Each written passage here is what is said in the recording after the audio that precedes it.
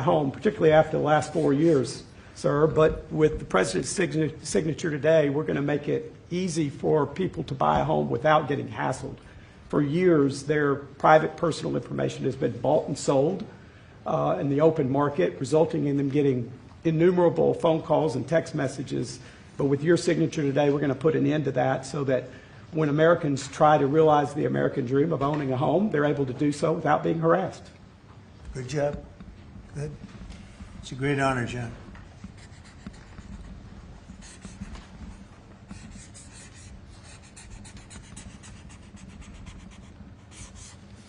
Okay, there it is. And that's going to help a lot of the homeowners of our great country. John, want to hold that? Sure. Thank you, John, very much. Thank you very much. Thank you very much. Okay, Will, you go ahead. And I'd like to leave you with this gift from a constituent back in Tennessee. Oh, I could use that at night. It's an American flag. That's very nice. I like that. Thank you, Mr. President. Thank you very much. That's very nice. Next, we have a number of executive orders for your attention, sir. Okay. From 1789 until 1947, our nation won some of its greatest military victories under the direction of a Secretary of War operating within a Department of War. Today, with this executive order, you will authorize the current Secretary of Defense and the current Department of Defense to once again embrace this great lineage and once again be named the Secretary of War and the Department of War. So this is something we thought long and hard about. We've been talking about it for months, Pete and I. Dan came into the fold. By the way, a great general. He headed up the, I wouldn't call it an attack. I'd almost call that one maybe even more than an attack. What he did with Iran, you saw the success of that operation. It was perfect. In fact, this was sent to me by the great company that makes that particular B-2 bomber. And it was flawless. It was actually flawless. They flew for 37 hours back and forth, and there wasn't a bolt that was out of condition. There wasn't an engine failure. There was no problem. It was a perfect attack, and it knocked out any possible nuclear capability for Iran, which nobody wanted to see, and we weren't going to put up with. So great job, Dan. And we've been talking about this Department of War. So we won the First World War. We won the Second World War. We won everything before that and in between. And then we decided to go woke, and we changed the name to Department of Defense. So we're going Department of War. And I'd like to ask our Secretary of War to say a few words. Pete Hegseth. I think it's a much more appropriate name, especially in light of where the world is right now. We have the strongest military in the world. We have the greatest equipment in the world. We have the greatest manufacturers of equipment by far. There's nobody to even compete. And you see that with this and so many other things. The Patriots are the best. Every element of the military, we make the best by far.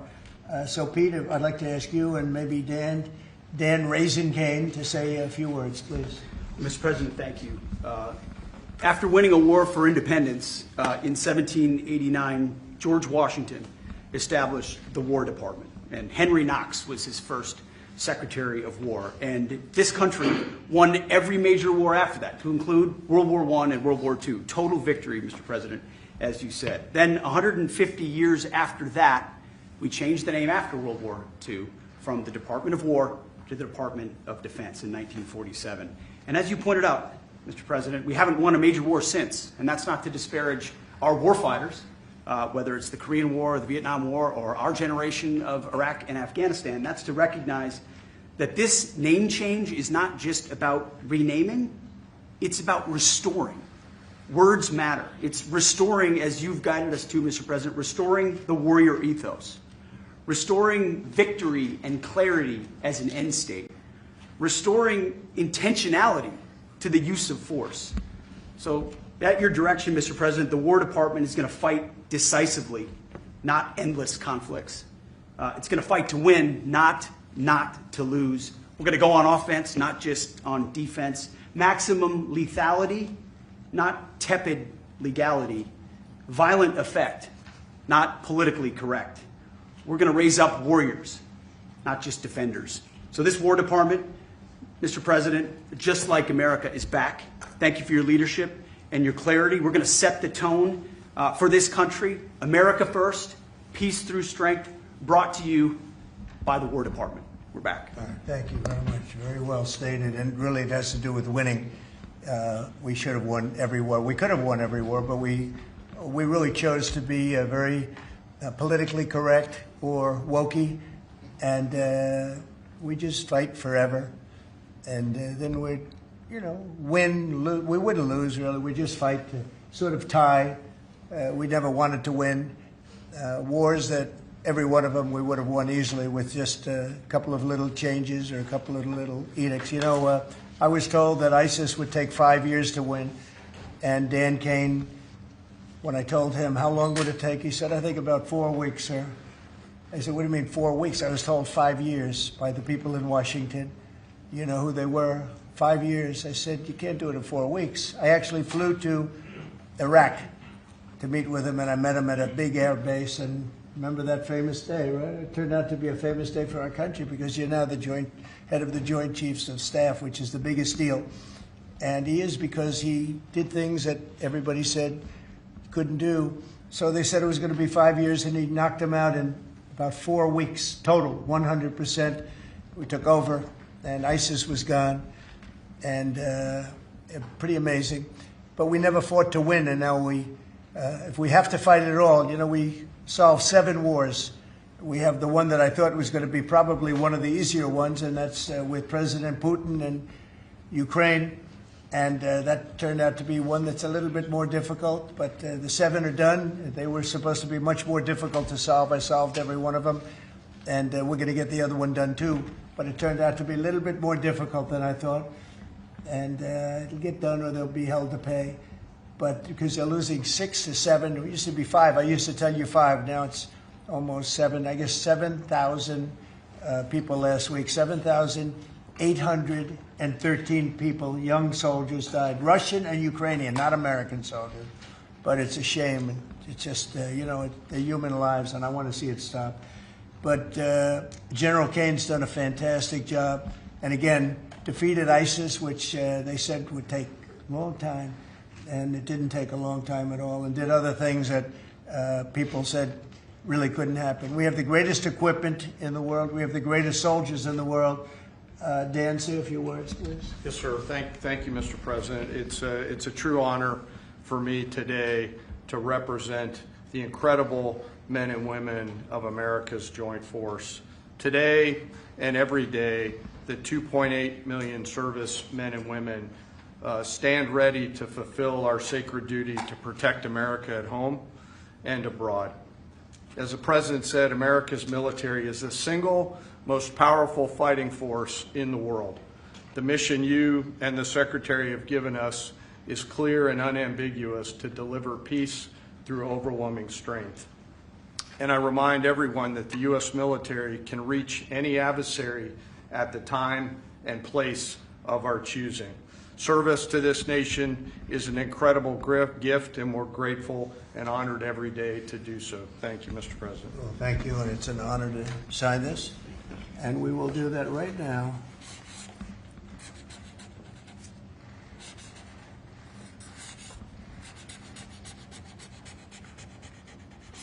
I think that's a big one, I'll be honest.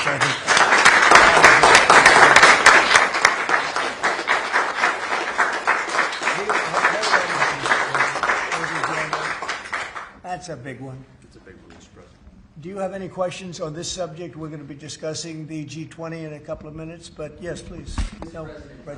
What gave you the idea for this rebrand? And a question for you, the newly minted Secretary of War. What message does this send to our enemies, to our allies, to the American people? And again, what gave you the idea for this rebrand at this moment? I think it sends a message of victory. I think it sends really a message of strength. We're very strong. We're much stronger than anyone would really understand. And again, having the great equipment, we have just so much better. You look at all of the, just any of it, submarines as an example. We're 20 years ahead of anyone else. Nobody even compares. And let a lot of this happen in my first term. You know, we totally rebuilt our military. And then, of course, you had that catastrophe in Afghanistan where they gave up a lot of the equipment, but a relatively small amount, but a lot. It was a lot in Afghanistan. I think it was the most, General, I'd say it was the most embarrassing day in the history of our country, the way that happened, the way they went to the wrong airport. They should have gone to Bagram, not the local little airport with no security, with tight quarters, etc. You know what happened. I think it was the most embarrassing moment in the history of our country, frankly. That was under the Biden administration.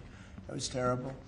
And we were going to be leaving, but we were leaving with strength and dignity. We were going to keep Bagram, because Bagram's 1 hour away from where China makes its nuclear weapons. We're going to have that all to ourselves, a big, beautiful place built many years ago for money that today would be the equivalent of, you know, many, many billions of dollars. You couldn't build it. The longest runways, the most powerful runways in terms of load capacity. And we just walked away from it. So stupid. And they were fools. The people were fools. No, we have the strongest military, and I think that indicates we have the strongest military.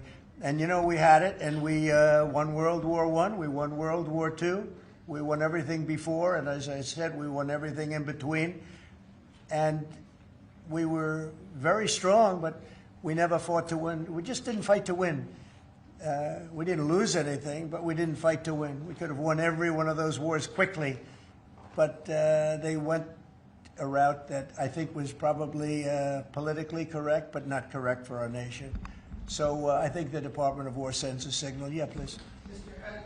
You alluded to this a little while ago, but you said that this rename is quote, a good reflection of where the world is at right now.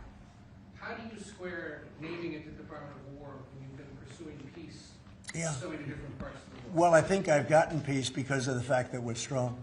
If we weren't strong, those 7 deals I told you about, the 7 wars, a majority of them wouldn't have happened. They happened for 2 reasons, trade and our strength. Those are the 2 reasons. And probably strength may be more important than trade. So if I was very proud of all those wars. Those were wars that could not be settled, and I settled all of them. And we'll get the other one settled also. That'll get settled. But without the strength, we wouldn't have settled any of them. Yeah, please. Mr. President, is it your expectation that Congress will codify this name change in the law? I don't know, but we're going to find out. But I'm not sure they have to. We're signing an executive order today, but we're going to find out. We're going to see. If they do, we're going with it, and we're going with it very strongly. There's a question as to whether or not they have to, but we'll put it before Congress.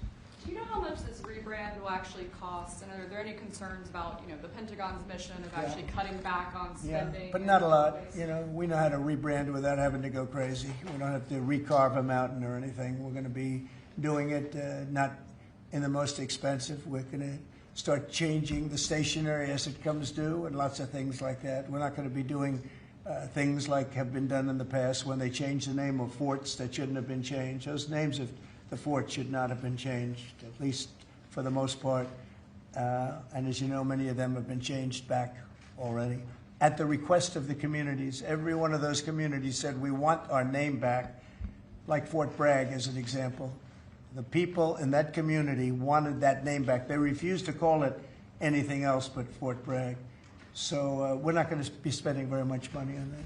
Yes, Sir, when you spoke with the Europeans and Zelensky earlier this week, did you preview this for them, and did you say what security guarantees they might be involved in? This is nothing to do with anybody but the United States of America, the people of America. This is who I talked to about changing a name. This is a very important change because it's an attitude, and we know how to win. We've been winning, and we're going to win like you've never seen. Wait till these factories start to open up that are being built all over the country. You're going to see things happen in this country that nobody expects. We have over $17 trillion in investment coming into the country. We never did anything even remotely close to that. No other country has either, by the way. So you're going to see things that are pretty amazing. But it's really about winning. And what about the security guarantees aspect of that with Ukraine, sir? Well, we'll work that out. We'll help them. Look, we want to save a lot of lives, so we'll do something with that. I think people expect that. We'll help them. Europe will be first in by far, and they want to be first, and they want They want to see it end. Europe wants to see it end. And it'll end. It'll end all of a sudden. It's going to come together. You watch. Yeah, did you want something? Right here. Yeah, behind you, please. Yes. Yes, sir. You haven't been shy about taking bold, decisive, offensive action to protect American values. Strikes in Iran, the strikes this past Tuesday on the positively ID'd Tren de Aragua narco-terrorists. Is that going to be a critical function of the Department of War moving forward? It depends on the individual instance, you know. We don't want drugs coming in from Venezuela or anybody else or any place else, and we'll be tough on that. We don't want human trafficking. We don't want to see people coming in where they open their prisons from all over the world and they dump their prisoners into our country, which is what they did in the Biden administration, where they took insane asylums and places that held people that were seriously mentally ill, mentally incompetent, mentally dangerous, and they dumped those people into our country, and we're trying to get them out now. What they've done, what the Democrats and Biden have done to this country will go down in infamy. What they have done to our country, and especially that, you know, they created the worst inflation we've ever had. That's nothing compared to what they did with the people in our country right now. And we're getting them out, and it's not easy when you have the liberal judges destroying our country.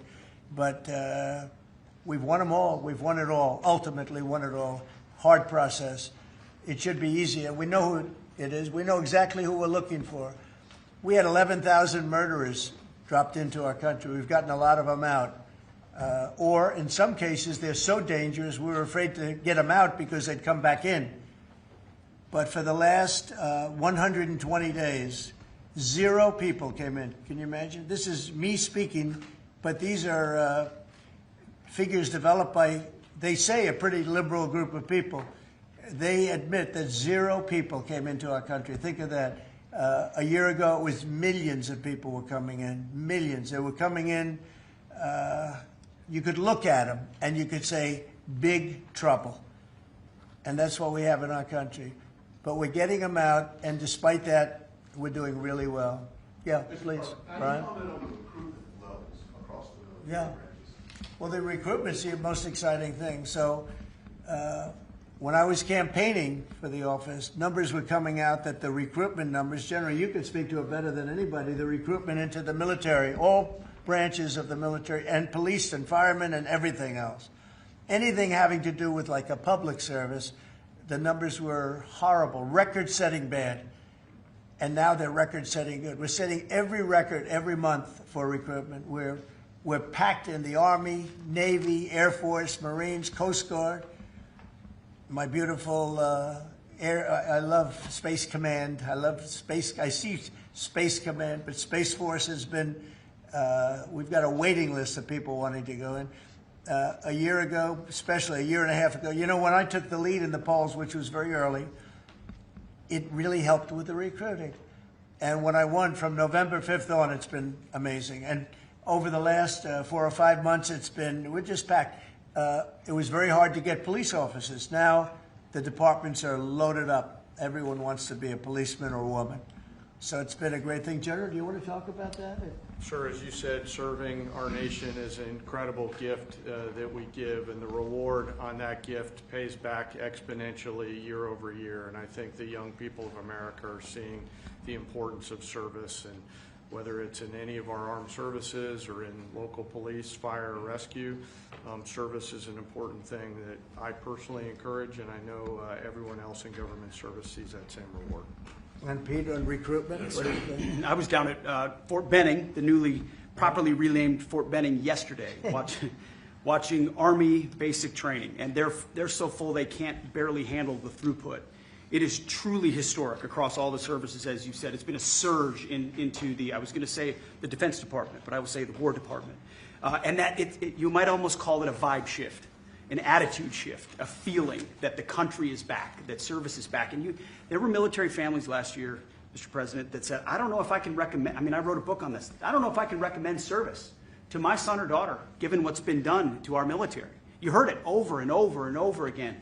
And I hear from those same military families right now, sir, and they're saying, I recommend to my kids that they go into this department, this Pentagon, under this commander-in-chief, who they know you'll have their back and they want to serve. So it is historic, and it's the biggest reflection of how motivated Americans are by your leadership, sir. You know, really, it's nothing more than spirit, love for the country. I guess the esprit de corps, as they say, you have more of that than we've had maybe ever, frankly. But to see a turn over a period of less than a year, I would say, but to see a turn, nobody wanted to go into the military. Now everybody wants to go into the military. Jennifer, you wanted? Yeah, there's some new reporting on North Korea and this Navy SEAL incident in 2019. Can you say if the administration has engaged with North Korea on that incident since it happened recently? Yeah. And then can you share some recollections? I don't know anything about it, no. I'd have to, I could look, but I know nothing about it. Can you confirm that it happened? I don't know anything about it. I'm hearing it now for the first time. Okay, great. And then on the Hyundai incident in Georgia with the arrest of some workers, construction workers at the plant, have you heard any feedback from Hyundai? I just heard about that a little while before the news conference, and I would say that they were illegal aliens, and ICE was just doing its job. But I know nothing about the instance that happened a little while ago. Okay? There has been some pushback on that, though, from South Korea already, and of course, they pledged to invest $150 billion in the U.S., and they were just here, last week. Are you concerned? Well, and they have the right to sell cars and things in our country. It's Yeah. not like a one-sided deal. Are you concerned at all about, your immigration agenda potentially clashing with these economic goals? Well, we want to get along with other countries, and we want to have a great, stable workforce. And we had, as I understand it, a lot of illegal aliens, some not the best of people, but we had a lot of illegal aliens working there. So, look, they're doing their job. That's what they have to do. These are people that came through with Biden. They came through illegally. They came into our country, so we have to do our job. Mr. President, the now Department of War has been involved in the crime cleanup in D.C. You've tasked Congress with proposing and passing a crime bill. What are some things that you would really like to see codified in that crime bill? Well, I think one of the things is the cashless bail. It's killing it. When that came out, originally when that came out the first time, that's when you saw the real big crime start to happen. Cashless bail, what a disaster that is. You murder somebody, you don't have to put up bail, and you go out in the street and you murder somebody else. That's what's happened. It happens so often. And that's one of the things. And other of the things you're reading about, it's a standard, but just a certain toughness. I have to say, one of the elements of fascination for people over the last period of time has been what's happened to D.C. So we've gone from one of the most dangerous cities in our country to what they call a safe city. It's a totally safe city. In fact, I set up dinner in Washington, D.C. next week. I wouldn't have done that, to be honest. I would have had an obligation not to do it before I came into office, or even at the very beginning when things were so corrupt and so dangerous out on the streets. So Washington, D.C. has had virtually no crime. We even have a mayor that's admitting to it, and she's a liberal Democrat, in all fairness. She's a person that hasn't gotten exactly along with Republicans over the years. And she said she's never seen anything like it. So Washington, D.C. is a totally safe city. We have virtually no crime.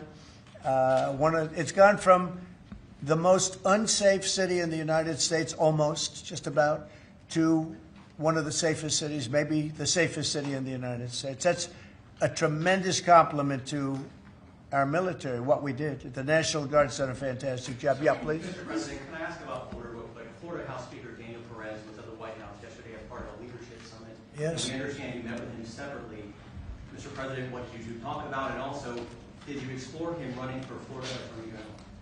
I didn't. We didn't talk about that, but he's done a fantastic job. He's respected all over the country, really. He's a leader, and he's done just a fantastic job. We didn't discuss anything having to do with his future. I'm sure he'd be very good at that. My second question, Alligator Alcatraz, sticking with Florida, a major ruling appeals court blocked a federal judge's order to close it, and it can remain open for now. Your reaction? I think they've done a fantastic job in building it, the governor and everybody else that's been involved. It's an incredible facility. It's housing people for usually a very short period of time before they get brought back to their countries. As you know, we focus on criminals before we focus on anybody else, and we're taking thousands and thousands of criminals out every month out of our country, some of them murderers. And I think Florida's done a great job by building it. And whether it's Alligator, Alcatraz, or anything else you want to call it, I was there. I visited with the governor, with other people. I guess Nikki was there. Tom Homan's been there a lot. A lot of people have been there from. It's an amazing facility for what it is. It's not a hotel. It's not supposed to be a hotel, but they've done a great job with it. And I'm very happy with the judge's decision. You also mentioned Venezuela. I want to ask one more follow-up question on that. On the U.S. strike on a boat tied to a Venezuelan drug cartel, the Maduro regime is pushing back today. In fact, they say the U.S. seeks regime change through military threat. Your reaction to those words, and also, would you like to see regime change in Venezuela? Well, we're not talking about that, but we are talking about the fact that you had an election which was a very strange election, to put it mildly. I'm being very nice when I say that. I can only say that billions of dollars of drugs are pouring into our country from Venezuela. The prisons of Venezuela have been opened up to our country. They've taken their prisoners, the worst prisoners, murderers, Tren de Aragua. The worst prisoners that you can ever imagine are now happily living in the United States of America. Now, many of them we've gotten out. It's not easy to get them out because of the liberal system that we're working with in many cases, not in all cases. But millions and millions of dollars and billions of dollars of drugs are pouring out of Venezuela and other countries. Look, China, what they're doing with fentanyl is a terrible thing. It comes through Canada and it comes through Mexico, but a lot of it's coming through Venezuela. Venezuela's been a very bad actor, and we understand that. And when you look at that boat, you see the bags of whatever it is there. Those bags were, you know what those bags represent? Hundreds of thousands of dead people in the United States. That's what they represent. Yeah, please. Mr. President, your reaction to the jobs report this morning? Well, I'm going to talk about that in a minute. We have our great people here, so I'll talk that in a minute. Let's talk about this. We'll give a couple of the, because these two people want to get to work on the Department of War, so let's keep them first. Mr. President, the DOJ is reportedly considering a ban on transgender people owning guns after the Minneapolis shooting. Do you think they should... Are we talking in the military? In general. Okay, I thought you were talking about in the military. I'll refer to that then differently. Because it's not a military question, I'll be able to pass on that very nicely unless you'd like to talk about it. No, Pete doesn't want any part of that question. Yes, please. Mr. President, who do you blame for losing India to China? In your post earlier today in the morning, you did put that out. I don't think we have. You know, I've been very disappointed that India would be buying so much oil, as you know, from Russia. And I let them know that. We put a very big tariff on India, 50% tariff, very high tariff. I get along very well with Modi, as you know. He's great. He was here a couple of months ago. In fact, we went to the Rose Garden, and the grass was so soaking wet. It was such a terrible place to have a news conference. I said, well, let's use a beautiful white stone emblematic of the White House, okay? And it's been very well received. But we had a news conference on the grass. That was my last news conference I had on the grass because everybody sunk in. You probably sunk in. Every reporter out there, they ruined their shoes. We made that change. It's been a really well-received change. Yeah, please, go ahead. On Venezuela, you've sent F-35s down to Puerto Rico. You've sent naval vessels into the Caribbean. You're concerned about drugs being illegally sent into the Yeah. How do you describe this buildup, this situation? Well, I just think it's strong. We're strong on drugs. We don't want drugs killing our people. I believe we lost 300,000. You know, they always say 95, 100,000. I believe they've been saying that for 20 years. I believe we lost 300,000 people last year. I know families that lost their son. Those families will never be the same. I know a family lost a daughter, a beautiful daughter. In fact, it was like she took something that she thought was like a minor deal, and it turned out to be riddled out with fentanyl, the size of the head of a pin, and you're dead. And no, we're stopping the drugs. We're going to save a lot of people. Look, whether it's 100,000, but it's not. It's 350,000 people died last year from drugs. And we're not going to let that happen to this country. Think of that. Think if you're in a war and you lose 300,000. We'll lose 600,000 in the pretty much between Gettysburg and all of that, the Civil War, we lost, what, 600,000. So we're losing half of that every year to drugs. We're not going to do it. We're not going to allow it to happen. You think of the wars. If we lost 600,000 people in a war, but we lose that every 2 years, more than that. So it's 300 to 350,000 people. And when I see boats coming in, like loaded up the other day with all sorts of drugs, probably fentanyl mostly, but all sorts of drugs, and we're going to take them out. And if people want to have fun going on the high seas or the low seas, they're going to be in trouble. I will tell you, boat traffic is substantially down in the area that happened. They called it the runway. It's a runway to the United States. And boat traffic is very substantially down on the runway. You can imagine why. I think anybody that saw that is going to say, I'll take a pass.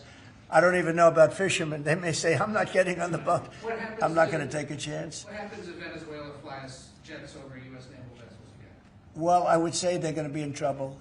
We'll let them know about that. We heard that happen, but it wasn't really over, not like they described. But I would say, General, if they do that, you have a choice of doing anything you want, okay? If they fly in a dangerous position, I would say that you can, you or your captains can make the decision as to what they want to do, all right? Sure. Sir, How close did they get, we have Mr. one more. President? You said they didn't go over. Say it? How close did they get? You said the planes did not Well, go I don't want over. to talk about that, but if they do put us in a dangerous position, they'll be shut down. Thank you very much, everybody. So we're going to now cover the G20, and I'm going to let these people go back to the Department of War and figure out how to maintain peace. Okay? Thank you very much. Thank you very much. Congratulations, General. Thank you very much. Appreciate it. Great job. Sir, just before G20, we do have one more EO Okay. for you today. And I should also say that the Department of War EO that you signed was actually your 200th EO since you came back into office on January 20th. That's more than Joe Biden did in his entire term in office, more than Obama did in either of his 2 terms in office. So it's a momentous accomplishment, and congratulations. That's good, but Biden never signed one. No, yeah, They you've were done signed every by one the- up in here. They've been signed by the auto pen, right, didn't he? So we really beat him by much more than you think. The 201st executive order, sir, this relates to hostages and wrongfully detained Americans. This provides a new legal mechanism to declare foreign countries to be countries that engage in those sorts of practices and gives your administration powerful tools to get American hostages out. This has been a focus of your administration this time around. Adam Bowler's here, and he's done incredible work already. This will give him even more. I think it's great, and Adam's amazing. So, Adam, do you want to describe how many hostages we've gotten out together, you and I, and you and a couple of other people that we know, and me and a couple of other people that you don't know, but we've gotten a lot of hostages. Do you want to describe it? Mr. President, you brought back 72 hostages since your term. If we compare that to President Biden, he has gotten 20 taken. So he is negative 20 taken. 20 taken. They don't take our people so yeah. often. So, Mr. President, That's great. when we spoke, you said that that was a primary focus, and I'll tell you the job is easy because of you. And we paid nothing, too. We pay nothing. We They don't pay exchange. $6 billion. They always Yeah. paid $6 billion for Yeah. 5 people. $6 billion. It was just a number I kept hearing. Not only that, $6 billion plus we'd get like one person, and they'd get 6. They got one, the Prince of Doom, they call him. He was the #1 arms merchant anywhere in the world ever. And they got him out. And on top of that, we paid money. So, no, we don't do that. You know, once you pay money, then a lot of people start disappearing. They start grabbing reporters, too. They think the reporter is going to get a lot of money. And to me, they would. You'll be well taken care of. I better stress that, because otherwise we have headlines. He said this or he said that. No, I'm not smiling about it. But they would. They'd be grabbing reporters. They'd be grabbing everybody. And especially when you pay the kind of money that Biden and Obama, they used to pay money that was crazy. We don't pay. And if you don't pay, they find it to be not a lucrative business anymore. That's fantastic. Would you like to say something? It's really Spihar, Special Envoy Bowler, it's Rick Grinnell, it's Steve Witkoff, who brought Americans home.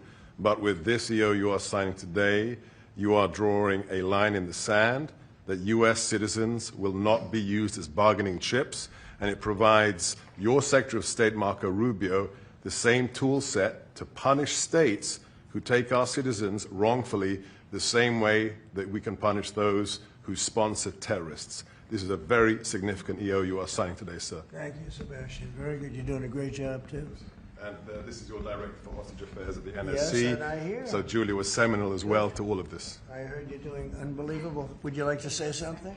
Absolutely. It's a outstanding EO, absolutely unprecedented action against those foreign adversaries who would take our people. They now know they are on notice, and it's not acceptable. And if you take our people now, you will pay. You know, Adam gave up a job where he was making tremendous amounts of money, big stuff, top of the line, Wall Street. And he wanted to do this. He wanted to do hostages. I offered him other jobs, too, very big jobs. He said, I was shocked, actually. He didn't want them. He wanted to do hostage negotiation. And pretty amazing. Thank you very much. Appreciate it. Appreciate it. Thank you all. Do you have any questions for them on this very important subject? I think it shows a lot of your leadership as far as fighting for Americans and fighting for humans. And to think that, Joe Biden went in negative territory. Oh, he went way negative. Way negative, and you're actually making progress on this. I think this does send a message to the world that we don't negotiate. We're going to stay strong in that type of what they call business. Well, one little anecdote that may be of interest. We were told by numerous families who had missing loved ones during the Biden administration that this building, Biden's National Security Council, told those families not to talk about their missing loved ones, to be quiet, not to create any pressure on Biden and on Jake Sullivan, the key propagator of the Russia hoax. This administration has met with those families on a weekly basis. Right. People like Adam, yourself, sir, your envoys are doing everything to get every single American home. Not to tell them not to talk about their loved ones, but bring them home. Well, I can tell you one story that was amazing. A few weeks ago, very little written about it, but there should have been. But it was a very nice gesture. The head of Belarus, who's a very respected man, strong person, strong leader, he released 16 hostages. And John Cole, a lawyer who works for me, great lawyer actually, one of the greatest lawyers. But John Cole was over there, and he heard that they had hostages. And you know about this. 16 people he released. And I just want to thank the head of Belarus. But while John was over there, they had, I believe, another 1,400 hostages. Now, not from us, from places all over the world. And just pretty tough place, in all fairness. But they had 1,400. And I believe they're going to be releasing a lot of those 1,400. They're not, I think very few, if any. We got pretty much ours back. And we didn't pay anything, but I very much gave my respects to the leader of the country. Was again, he's a very strong man, but he's got 1,400 or 1,500 or a large number, and we're talking about releasing them. Some are political, I guess. A lot of them are political, and looks like they're going to be released at some point in the pretty near future. So it's a great thing. They have to respect your country. If they respect you and they respect your country, they release it. If they don't, then you have to pay $6 billion. I mean, $6 billion. Can you imagine that, paying $6 billion? Kind of related, but not really. Could you comment on Tina Peters, who's been locked up behind bars from Colorado within the election? I think you put out a truth a couple days ago about it. We have a wonderful woman who was an election official, and she saw cheating in Colorado, and she viewed it as horrible, and she said, what's going on here? And she went to the machine, and she tried to open to find out whether or not it was cheating, and they went to her, and they said, did you touch this machine? Yes. And they arrested her. They arrested her instead of the people that did the cheating. It's a state charge, so it's hard to do anything with, but we're gonna do something. What they did in Colorado. Look, Colorado just went to all mail-in voting. That means they cheat. That's why they lost, that's one of the reasons, but that's a big reason why they just lost the whole Space Command situation that is going to Alabama. But when you have mail-in voting, you have nothing but cheating. But this woman is a real patriot, and they put her in jail for a long time. She's 72 years old, 73 years old, and she wanted to find out. She didn't do anything. She touched the machine. She looked at the machine. She's trying to find out what was going on. And they went and arrested her for doing that. And it was supposed to be the other way around. I'm glad you brought that up. They should let her go. Let her out. Thank you. Yeah, please. This is really a subject that gets talked a lot about, Mr. President, but what about your team's strategy has made them so effective at getting a record amount of these hostages? Many of whom have been forgotten about home. I think they respect us. I think they respect us. They know we're not going to pay.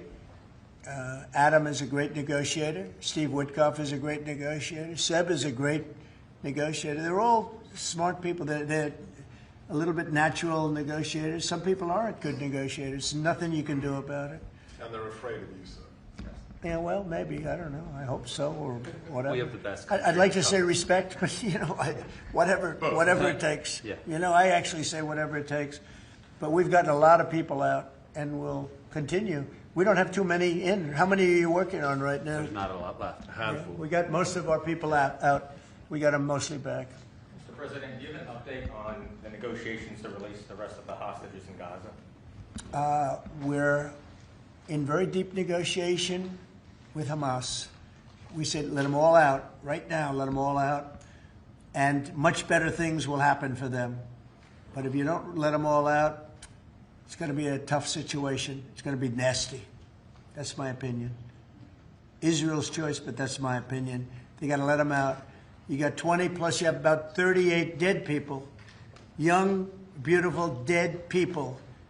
And I'll tell you, the parents want them every bit as much, almost more, than as if their son or daughter were alive. But you have many dead people that are coming out as part of the deal. It's 20 people, but I think of the 20, there could be some that have recently died, is what I'm hearing. I hope that's wrong. But you have over 30 bodies in this negotiation. Can you believe? I mean, we negotiate for people that are living here. We know that at least 30 people are dead, and we're negotiating to get them out. The parents want them back so badly, as if they were alive. Every bit as much. It's really pretty amazing. It's very sad. I'm in the middle of it. And I put out the other day, I said, we want all 20. We don't want two. I was the one with myself and my people, Steve Witkoff, and Jared Kushner was great on this. But they got a lot of people out. We got almost all of them out. They're down to 20. But, Adam, we got like a tremendous number out. But I always said when you get down to the final 10 or 20, you're not going to get them out unless you're going to do a lot. And doing a lot means capitulation. That's no good either. It's a very tough situation. But I put out the other day, let them all out. Every single one. No more twos and ones. We'll give you one this week, and in 2 months we'll give you two more. And there's negotiation going on right now. Okay. And real quick, what is the biggest challenge negotiating with Hamas right now? 10 to 20, what do they want to let them free? Well, they're asking for some things that are fine. Look, you have to understand, you have to remember October 7th. People forget October 7th. It's not an easy thing to forget, right? But people forget, or they maybe purposely forget October 7th. So, you have to put that into the equation very strongly. It's amazing. Some people even deny it. They deny it. They're crazy. But I've seen tape that's as violent as anything that you can imagine. Many of you have seen those same tapes. So you have to put that into the equation, too. So it's not an easy situation. It's a tough one. But there are 20 people, maybe a little less, but there are 20 people that we want out. We want the bodies of these parents. They are, I've never seen anything like it. The level of love that they have, they want their children back. And, I see demonstrations, big demonstrations in Israel about the hostages, not about the war, about the hostages. which puts Israel in a tough position because, it's tough to prosecute a war when you have people they want the 20 people back. They just want them back very badly and everything that goes with it. So it's very sad. Thank you very much. We're going to talk now about the G20. I figured we could wrap 2 or 3 up. The last time I took a day off, everybody said bad things happened to me. You know that, Seb? I took 1 day off. I didn't take it off. I was working. In fact, I was here. But I didn't do a news conference, and they said bad things happened to the president. That's why that's fake news, Mr. President. It's fake news. If you look, Biden, he had a press conference. He missed it for about a year, right? About a year. And I never saw any stories like that about him. He didn't have, and when he had one, they'd ask him, what flavor ice cream do you like? He'd say vanilla. How many times have they asked him that question? What's your favorite ice cream, sir? Vanilla. Okay, that's enough. Thank you, ladies and gentlemen. They don't have to go through this, but we all have a good time. I only do it for one reason. I think it's good for the country. And we are very transparent. There's never been transparency like we have. There's nothing to hide. So thank you very much on this, Will. Great job. Appreciate it. So we're going to talk about Florida, the great state of Florida now, because it's going to be a very exciting thing to host the G20. And as we celebrate our nation's 250th anniversary next year, the United States will have the honor of hosting exactly that, the G20 summit right here in America for the first time in nearly 20 years. This afternoon, I'm thrilled to announce that the 2026 G20 conference, which will be, I could read off the countries that we're talking about, but you know who they are, I think. Does anybody want me to list them specifically? Jennifer, you're okay? Okay, but will be held in one of our country's greatest cities, beautiful Miami, Florida, where we have the mayor with us, Mayor Suarez. And I want to thank Francis for being here. I thought he might be in this office. He almost got there. There's a couple of votes. Right? A couple of votes. It's not as easy as they think. Right? It's not that easy. But he's an amazing guy, very popular in Florida. The agenda for next year's summit is being organized by Treasury Secretary Scott Bessent, who is right here. Hi, Scott. I saw him standing over there, nice, tall, good-looking guy, but he moved very quickly. Carolyn, you did a good job. Does Caroline do a good job, would you say? Is she a star? How do you compare her with the last administration's person? No? You don't want to get into that. Yeah, I think we're very happy with Caroline. But Scott Bessent is talking about a good job. He's done a fantastic job, and we're very proud of him. He's very much involved with the G20. And the NEC director, Kevin Hassett, who's truly a talented guy. And he's certainly being thought of to go to a different position, and we'll find out about that pretty soon. I don't know. Would you like to be there? I won't ask you that. I think, who wouldn't want it? I think it's the greatest position in the world. You come out, you make a speech, and then you go away for 30 days or 40 days, and you come out, make another speech. The market goes up or down, depending on what you want to say.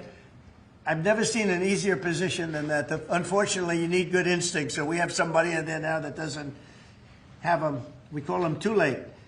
But it will focus on unleashing economic prosperity by eliminating the burdensome regulations, unlocking affordable energy, and pioneering new technologies. And it's going to be very important. The United States is already leading by example, and America is the hottest country anywhere on earth. We have more being built under construction now than they think anybody that they've ever seen. I mean, literally, some of these places are just really unbelievable what they're building, the size.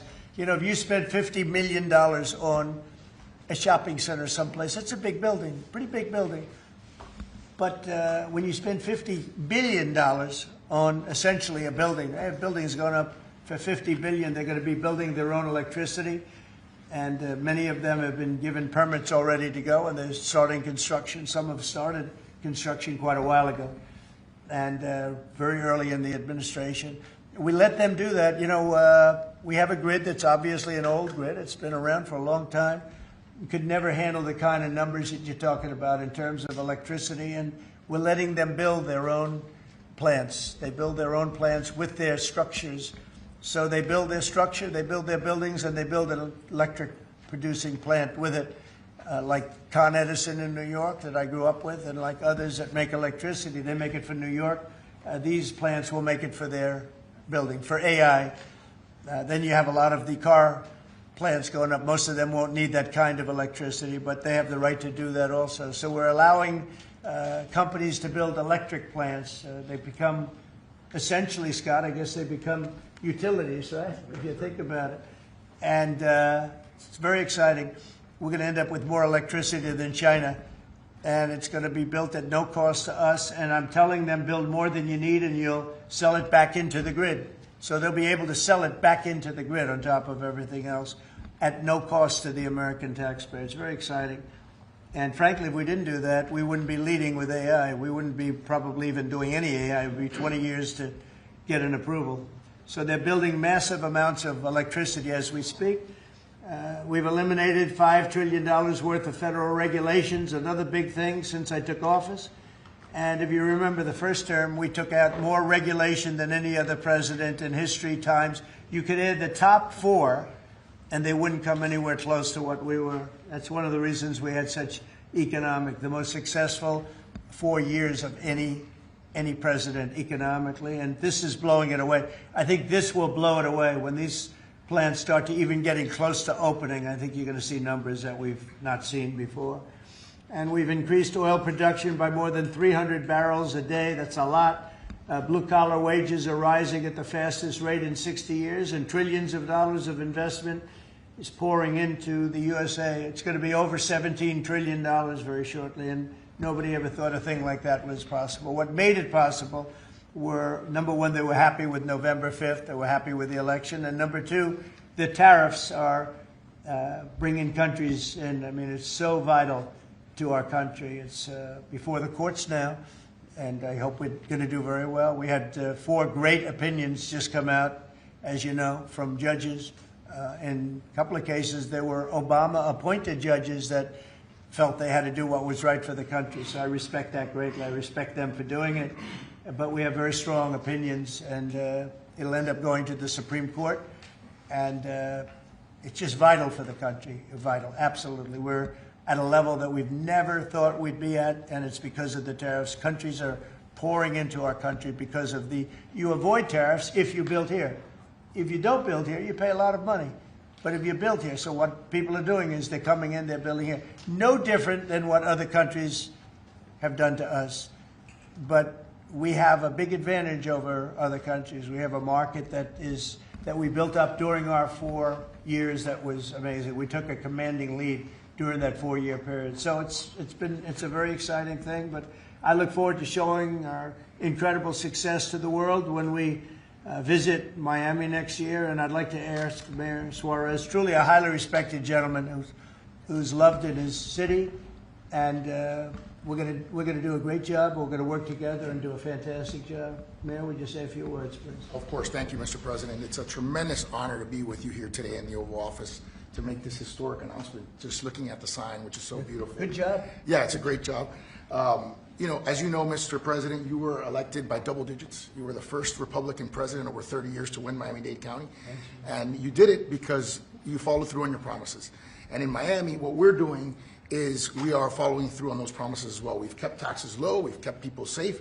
We've leaned into innovation. We've grown 150% in the last 10 years. We've created one of the most intriguing ecosystems in the world.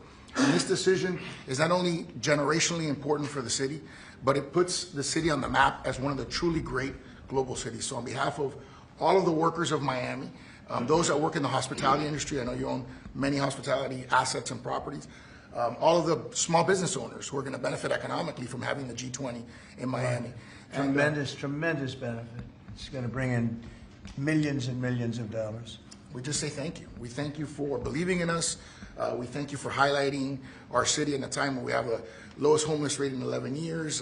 We're on the precipice of having the lowest homicide rate in history, and with the lowest taxes. So we're following your America First agenda, and we're creating success in, Miami's the greatest city in the world, we believe. Thank you, Mayor. We'll see you down there before then, but we'll see you. Of course. Scott, would you like to say a few words? Yes, sir. So we're excited to have the G20, and what's important about the G20, President Trump's America First initiative does not mean America alone. It means America leads. So we will be holding the G20 in the capital of the world, Miami, next year to showcase the beginning of President Trump's second term. Will be a year and a half into it. We will have done peace deals, tax deals, trade deals. We've made the U.S. the best place to come, start a business, have tax certainty, energy certainty, and regulatory certainty. And it's going to be an exciting event. And the U.S., just as the President was saying earlier about the Defense Department of War, the U.S. is back on the international stage as a leader. We have whittled down the G20 back to basics. We are making it work for the American people better than ever. We have the G20 had become basically the G100 this past year. So it will be a concentrated group in Miami seeing the best America has to offer with American leadership, thanks to President Trump. Thank you very much. Great job, and a great job you're doing. Kevin, would you like to say a few words? Mr. President, I think this G20 meeting, where the world leaders will come to the great city of Miami, is going to be viewed as one of the most important meetings in global history, because what's going to happen is the golden age is going to be documented so well in the data by next summer that you're going to have one of the best speeches written for you that you've ever seen, because we're just going to be talking about the accomplishments of the next year. I think so. A lot of these plants are going to be open by then. Yeah, exactly. And a lot of jobs are coming in, like I think we've never seen before. It's going to be great. Monica, would you like to say something? Thank you, Mr. President. We're so looking forward to having the United States of America host the G20 in Miami in December of next year. And we're also looking forward to having this as a showcase of American strength, vision, innovation, and power under your bold leadership, Mr. President. It is going to be the G20 in the Trumpian golden age. Thank you very much. Any questions on the G20? Could I just, G20. You just said a moment ago that you were very complimentary of Kevin's work, and I was just wondering if he's your man for the Fed. Of Kevin? Yes. Yeah, I am very complimentary. I think he's fantastic. And for the Fed, he's your man. I didn't say that. I said he's fantastic, but no. I sort of know who I'm going to pick, but no, I didn't say anybody in particular. But Kevin is certainly one of the three. They say four, but probably three. That he's a highly respected person. He's great. He's great. He believes in low interest rates, and we all do. But sometimes you have to raise them to stop inflation. We had the worst inflation, I guess, essentially that we've ever had in the Biden administration, and it really hurt people. You know, costs are way down. Our energy costs are way down. And, you know, when energy comes down, everything comes down. And we brought down the price of groceries and specifically the price of eggs. You remember that first week when you were screaming about eggs? I said, I know nothing about them. I just got here. That's Biden's problem. But we got the cost of eggs down to really low numbers. So we brought costs down for people. And, you know, it's something I said. And the Democrats have this false narrative. They say, oh, costs went up. They just say things that it's just like incredible. If you look at energy, I think you're going to be at $2 a gallon with cars very shortly. $2. It was $4, $5 under the Democrats. That's a huge, it's like a massive tax cut. And speaking of tax cuts, we gave you the largest tax cut in history in the bill that we just approved. The largest tax cut in history. And there'll be no tax on tips, no tax on Social Security, no tax on overtime. One of the big things you get is you buy a car and you borrow money to buy the car, you're allowed to deduct your interest, which, Scott, has never happened before. You know, rich people like to talk about deductions. Middle income, they never gave them deductions. I got them one of the best deductions, an interest deduction. So it's great. Jennifer, please. Yeah, a couple questions on the G20, sir. Is there any update on your plans to attend this year's G20? And then are you saying for next year? I won't be going this year. It's in South Africa. I won't be going. JD will be going, great vice president, and he looks forward to it. But no, I won't be going to that. And then I guess for 2026, are you saying it'll just be exclusively the 19 countries, the 2 blocks? There won't be any. No, we're going to invite other countries as observers. They call them observers, but they'll have something to say. But we're going to invite Poland. Already, I've issued them an invitation. They're great. They were just here, as you know. Great leader, great new leader. One of the big surprises. I was so happy. I endorsed him, actually, and he won. And he's going to be a great leader of Poland. But I've invited Poland already. What about Russia? What about Russia? Oh, that's interesting. I haven't thought of that. You haven't? No, I haven't thought of that. That's an interesting question. I'm going to think about that for a little while. Mr. President, you just mentioned that the tax cut bill. Why the rebrand from One Big Beautiful Bill? Oh, I just save words. I said the bill. It's one big. I actually call it the great. I actually call it the great big beautiful bill. But it's a lot of words. Is that how you want Republicans to kind of talk about it? When I don't. You know, I just want them to say what's in it. It's an incredible bill for the middle class, for the working person. You know, we are a party of the working. It used to be the opposite. The Democrats were for the working people, and the Republicans were supposedly for the rich. The Republican Party's taken in millions of people, and the Democrats have lost millions of people. They've gone crazy. Honestly, I think they're crazy. What's happened to them, I don't know. They suffer major Trump derangement syndrome, and it's turned out to be actually a disease, but it's a disease of weak people and stupid people, because all we do is we cut taxes, we create great policy. Their policy is so terrible. They refuse to acknowledge, as an example, I see today, it's a big debate again, the women, they don't want men playing in their sports. They don't want it. The Democrats want men to play in women's sports. I saw the great governor, we have Governor Youngkin, talking about it today, that the woman who's running against our Republican candidate, who's excellent, is like so much into the, men being able to use women's bathrooms. Okay, what's that all about? Men playing in women's sports, wants open borders. Again, once they want, actually, after what we've gone through with millions, I think 25 million people came in from prisons, from mental institutions, drug dealers, drug addicts. They're pouring into, they poured in, now we have none coming in. The border's been sealed for a long time, actually almost since I got into office. Remember when the Democrats said we need legislation? I didn't have any legislation. I said close the borders. And now the borders for the last 4 months, not one person has been allowed to come into this country illegally, not one. Done by people that would normally like to see you look bad. Those are the numbers. So it's been an amazing job. Yeah, please. Mr. President, this is going to be a major event and a major meeting for South Florida, for you, for Mayor Suarez. I know this is not until next year in Miami, but do preparations begin today? And if so, what is being done? They've already begun. We first have to deconflict our Basel with the dates, and so we have already started doing that. And so thanks to the President's team. He started a long time ago, actually. If you knew him, he was working on this long before this press conference. Yes, sir. It's in good shape. It's going to be great. Mr. President, we learned this morning that we've lost 78,000 manufacturing jobs this year. How do you explain it? Well, one thing we have is, we have the interest rates are too high. That was, a matter of the Fed. But the other thing is, so many different elements aren't included yet. And one of the things we've learned, and we learned that the hard way, watching over the last few months, are the corrections that people have been making. They'll say you're losing jobs, and then they'll say, by the way, we have a correction a month later of, 100,000 jobs are missing. They actually had a correction once of 850,000 jobs. But I'll let Kevin just speak about that a little bit, because I heard him speaking about it this morning. I thought he did very well. Please. Thank you very much, sir. Well, I think that if you look at the indicators, there's capital spending boom, industrial production at an all-time high. The Atlanta Fed says GDP now is north of 3%. And so all the indicators are saying that things are really strong. And what we've also seen is that Goldman Sachs put out a study yesterday that said that the August number tends to be really messed up because of seasonal adjustment things, and they tend to be revised way up.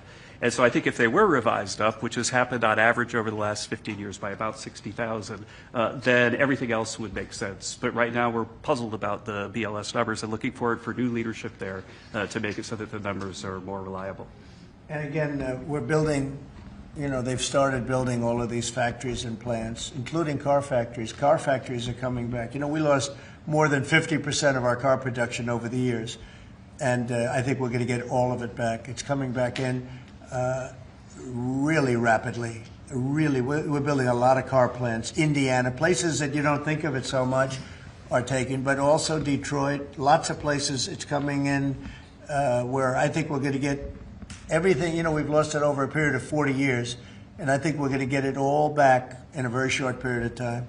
And big ones, big plants, incredible plants that were never going to come back. Without the tariffs, they wouldn't have come back. And I think without the election on November 5th, they wouldn't come back either. The election was very important also. Yeah, as we've been here, Mayor Adams of New York has announced that he's staying in the mayoral race there. Can you react to that, but also tell us? No, I mean, he has to do what he wants to. No, I mean, he's free to do what he wants. It would seem to me, and everybody in this room, including you, that the only way you're going to beat the communists, because you have a communist running, which is fine. I'll have to deal with a communist in New York City. I never thought that was going to happen. This is something I didn't think was going to happen, Scott. You're going to have to explain this one, because we're going to have a communist mayor. It would seem to me that if he stays in, if you have more than one candidate running against him, it can't be one. If you have one candidate, if he's the right candidate, I would say that Cuomo might have a chance of winning if it was a one-on-one. If it's not one-on-one, it's going to be a hard race. And we'll get used to a communist, and he's going to have to go through the White House and get approvals for everything. And we're going to make sure that New York is not hurt. We want to make sure that New York is cherished and taken care of.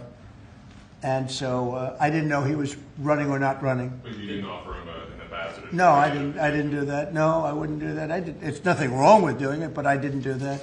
We asked for the G20. We understand that it'll be held at Doral. Yes, it's going to be at Doral, yeah. You considered that with the G7 last time you decided against it. Why go forward with it now? Well, I think that everybody wants it there because it's right next to the airport. It's the best location. It's beautiful, beautiful everything. They actually requested that it be there because location is the best. And we will not make any money on it. You know, we're doing a deal where it's not going to be money. There's no money in it. I just want it to go well. And it's going to be each country will have its own building. I think it'll be really a beautiful thing. And Doral's been very, very successful. One of the most successful properties in the country. And, you know, frankly, it's the problem is in December, that's the biggest month in Florida. So you know, using it for, you can't get a room in Florida in December, January, et cetera, that area. And that's the time we're talking about. So from that standpoint, it's not good, but we want to make sure it's good. I think Doral would be the best location. And again, they'll have their own buildings. It'll be incredible for them. And being like 10 minutes, less than 10 minutes from the airport, and it's a big airport, international, all of the planes will be able to land, go right into their quarters. So I think it'll work out very well. Earlier on your Fed answer, sir, you said that you're looking at maybe 3 candidates or 4. 3 candidates. Should we interpret that you like Secretary Bessent in his current role? Well, I like him too, but I had him as a 4th. I had 4. You know, you were talking about 4. Now I'm talking about 3. He told me I'm not leaving. So he wants to be doing, and if he was leaving, I mean, he would certainly be one of the people I'd want. But I asked him specifically. I could ask him right now, would you rather stay where you are as treasurer, or would you rather go to the... Sir, I'm the only person on the planet who does not want the job. Okay. He really told me, he said, I love what I'm doing. I wouldn't want to really take him because he is doing a great job. Are the top 3 still then Mr. Waller? I am looking at Kevin also, and I'm looking at, yeah, I would say you could say those are the top 3. Good job. That's very good. Just to clarify, so you're saying you believe Andrew Cuomo would be the best one-on-one candidate against Lula? Well, I think if I'm only going by the polls. It's not an endorsement or anything. It just seems that he's second. And what you do to win is you take the guy who's second and you hopefully add 1 and 2. But maybe if the 1 isn't getting out, then he's not getting out. And that's okay. I think the mayor's a very nice person. I helped him. He was got caught up in a scam by the Biden administration, what they did. So I helped him out a little bit, but I would understand why he doesn't do it. I do think this. I think if you have more than 1 candidate, we've got ourselves a communist mayor in New York. And I don't like communist mayors. I don't like them. Yeah? You passed the one big beautiful bill, sir. 5 months, all these slew of events next year. World Cup, G20, all America 250. Given these, what's your economic outlook for the year amount for next year? Well, I heard, and you know, we were on a very downward path with Biden, and I heard that the most we could do is 1% GDP, and now I'm hearing 3.2% and 3.5% and all. And our big year won't be really next year. I think it'll be the year after, because when these plants start opening up, it takes a period of time to build them. We're going to have tremendous job growth. It's unprecedented. We have unprecedented in history. There's never been anything like it, because we're going to have more than $17 trillion invested. There's never been anything like that. If we did $1 trillion in 1 year, and this is 6 months, 7 months, because we really focused on it over the last 6 months. But we're going to be doing. Nobody's ever seen numbers like this. When this stuff starts opening up, our country's being rebuilt. And by the way, Washington, D.C. is being rebuilt. You know, in addition to the fact that we have a safe city now, and our National Guard was fantastic and worked with the mayor, worked with everybody, we're also doing a refurbishing of Washington. We're going to redo some of the roads, the surfaces. We're going to redo the medians. We're going to take the broken tiles off the tunnels and put brand new tiles up, and we're going to regrass all the parks. They're going to be regrassed by people that build world-class golf courses, and not necessarily people that work for me, because I don't care about that. I just want to, I'm very good at grass. You know, grass has a life, just like you have a life, right? It has a life. Well, this grass has been up longer than, it's like 4 lives, okay? That's why there's a lot of areas where there's just no grass. But we're going to regrass all of the parks. We're going to, in a year from now, you won't even recognize it. Graffiti's gone, the tents are gone, the medians falling into the roads are gone, the potholes will be gone, the marble's going to be polished and beautiful. It's all going to be beautiful. We're working with Clark Construction, who's, you know, one of the, well, definitely the biggest here, one of the biggest in the country, and they've been great. And we're going to do about a 10-mile radius from the White House, from the Capitol, looking sort of at both of them, go right in the middle of both of them and start drawing circles. And everything is going to be spit-shined. You know, when the head of Poland came here last week, and when other leaders came here, they came, a lot of them have been here over the last 8 months.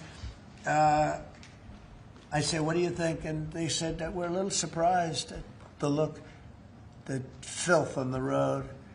Now it's much better. We've got it much better, but we have to do some construction things. I mean, you know, you have medians that are all broken and rotted and rusty and disgusting, and it's going to, they're all going to be changed.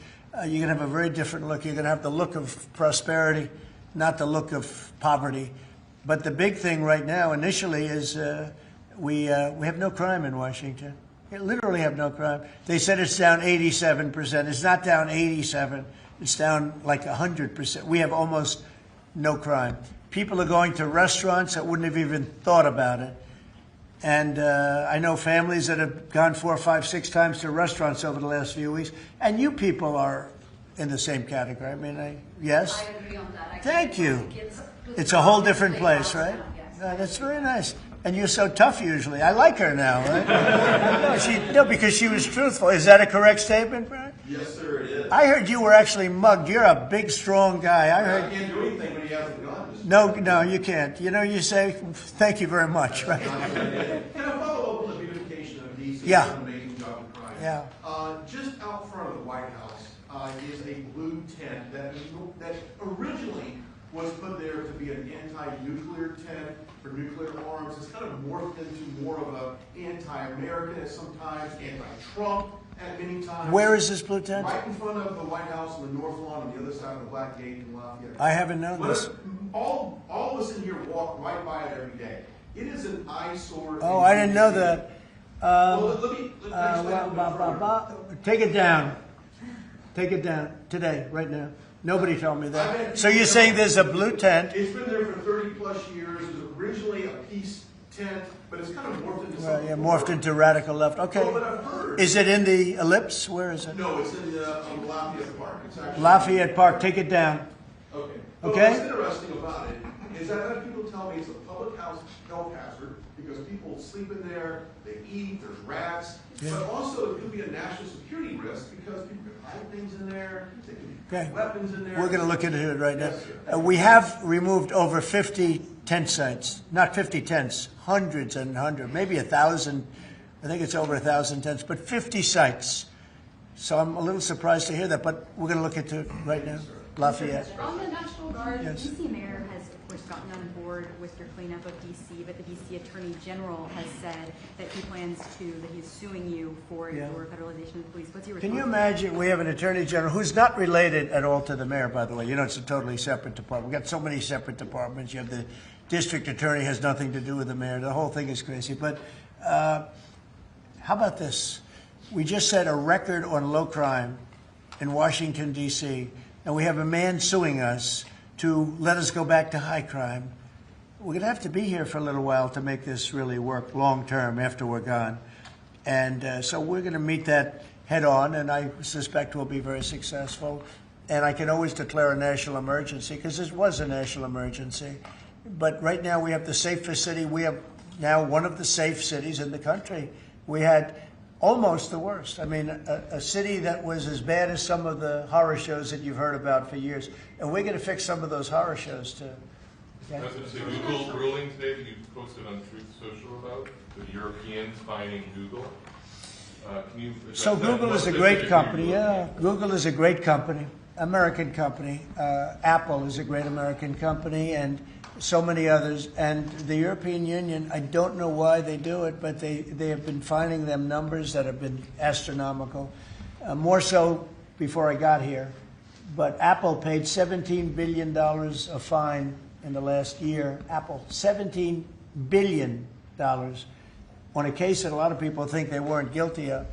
And no, I'm going to be speaking to the European Union about it. It's not fair. Google just got fined $3.5 billion, and they've already paid $13 billion. They're up to $16.5 billion.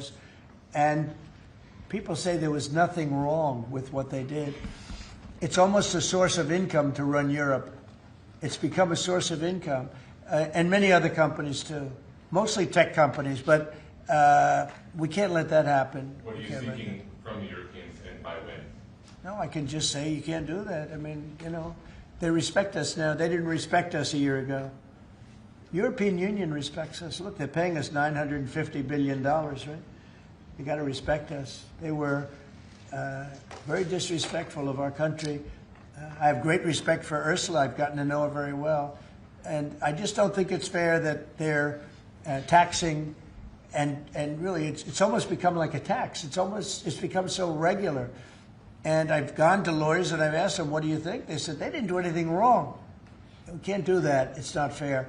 And it's interesting. I don't hear that about China, and I don't hear that about other places. I hear it about the European Union. We were talking about it last night. I think we had a gathering.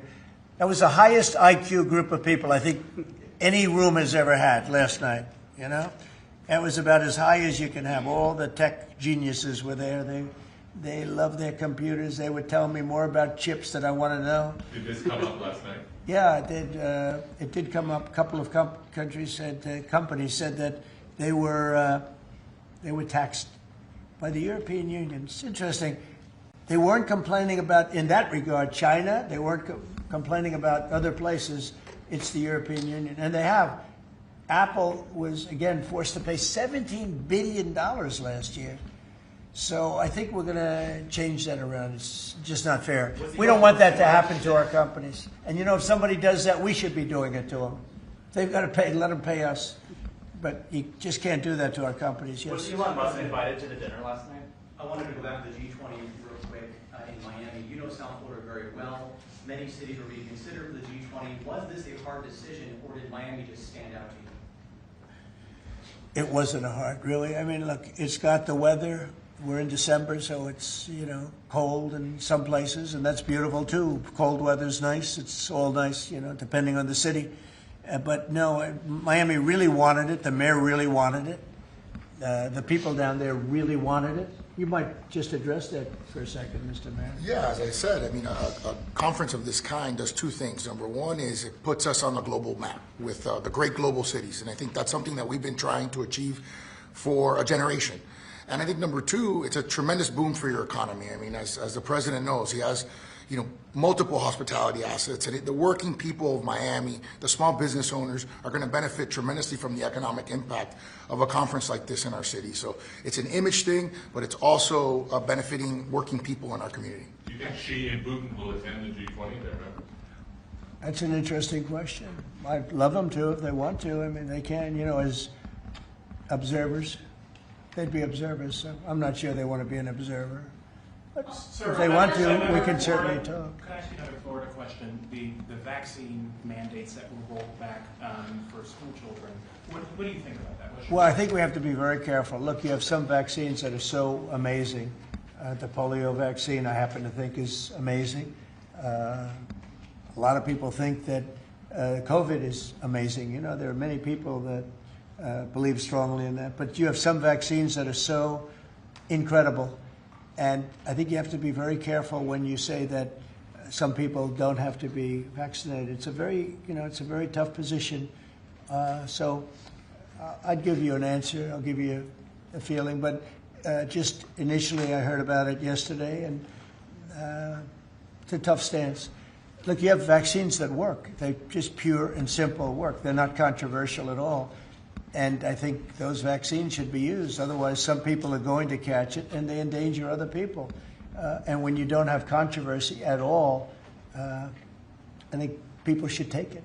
Okay? One more follow-up on your comments on the taxes. On the upcoming tax bill, are you discussing, do you want that new tax bill to eliminate inflation from calculating capital? When you say the upcoming tax bill, because when you have an upcoming, we just passed the biggest tax cut in the history of our country. So there's nothing upcoming. There's something that we just passed. So we passed the biggest tax cut in the history of our country for the middle class, for the worker. And that's the only bill that we're really talking about. We did a good job. It's very comprehensive. And I will say the Democrats, if you gave them every point that they wanted, every point that they've dreamt of all their lives, you wouldn't get one Democrat vote. They really are. They've become deranged, sick. It's crazy. If you gave them a list of the top 10 things that the Democrats wanted and you put them in a bill to get passed, you wouldn't get one vote. It's the only thing they have. They stick together, but they're dying. I mean, they're down to 16% approval rating, the lowest rating in history for either party. And we have the highest rating we've ever had. The Republicans have the highest rating we've ever had. On the National Guard, have you decided which city that you want to go into now? Yeah, I have. I have. I'm not going to say it now, but yeah, I have. We're going to go into another place and straighten it out. And I will say this: I watched today. I didn't know that was continuing to go on, but Portland is unbelievable. What's going on in Portland? The destruction of the city. Well, I'm going to look at it now because I didn't know that was still going on. This has been going on for years. So we'll be able to stop that very easily. We'll be able to stop it. But that was not on my list, Portland. But when I watched television last night, this has been going on. You wouldn't be standing if you were the mayor. You would be. Can you imagine what they're doing? They're walking in, throwing smoke bombs into the store. These are paid terrorists. Okay. These are paid agitators. These are professional. I watched that last night. I'm very good at this stuff. These are paid agitators. They get paid money by radical left groups, not radical right groups, radical left groups. And they get paid a lot of money. And you see it with the signs. They all have perfect signs that are printed. They look as good as that sign. Those signs aren't made in basements. They're made at professional printing offices, and they cost a lot of money. These are paid agitators. And they're very dangerous for our country. And when we go there, if we go to Portland, we're going to wipe them out. They're going to be gone, and they're going to be gone fast. They won't even stand the fight. They will not stay there. They've ruined that city. I have people that used to live in Portland. They've left. Most of them have left. But what they've done to that place is it's like living in hell. Yeah, go ahead. Thank you for your statement before. AP is reporting that you would be banning visas to delegations who will be attending the UNGA, the UN General Assembly, including Brazil. Your reaction on that, sir? That who's banning them? the Trump administration? Well, we are talking about things. We're very upset with Brazil. We tariff them very high because of the fact that they're doing something that's, very unfortunate. I love the people of Brazil. We have a great relationship with the people of Brazil, but the government of Brazil has changed radically.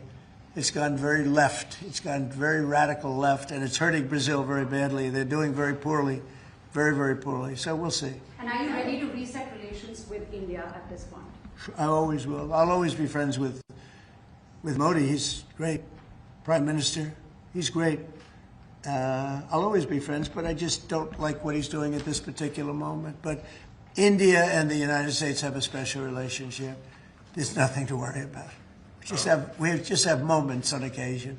How are trade talks going with India and with other countries that you haven't reached a trade deal with? Secretary of State? They're going great. Other countries are doing great. We're doing great with all of them. We're upset with the European Union because of what's happening with not just Google, but with all of our big companies. They just, hit them with these unbelievable fines. $17 billion and $14 billion. And they use that money to run Europe. It's almost become like common. It's almost become a yearly occurrence, like it's a tax. So it's very unfair. I want to thank you all very much, and we'll see you around. We're going to see you in Florida, but we'll see you a little bit before that, I suspect. Okay? What are you having for dinner? Thanks, guys. Well, I'll be having something good here. I'll be at the White House. Thank you. Thank you very much. Thank you, guys. Thank you. Thank you. Thanks, guys. Thank you. Thank you. Thanks, guys. Keep moving. Thank you, guys. Thank you, press.